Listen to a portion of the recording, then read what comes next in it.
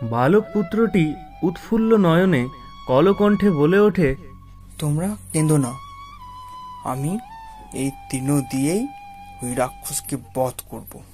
হঠাৎ কুন্তী জিজ্ঞাসা করলেন, আপনাদের দুঃখের কারণ কি?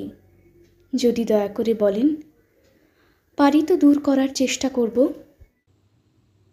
এই নগরের নিকট বক নামে এক মহাবলী রাক্ষস বাস করে। সেই দেশের প্রভু, আমাদের রাজা তার রাজমহলেই থাকেন।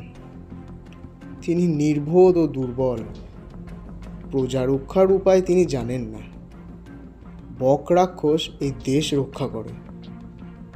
তার মূল্যস্বরূপ আমাদের প্রতিদিন একজন লোককে ওই রাক্ষসের কাছে পাঠাতে হয়। সে প্রচুর অন্ন ও 2 মহিষ সঙ্গে নিয়ে যায়।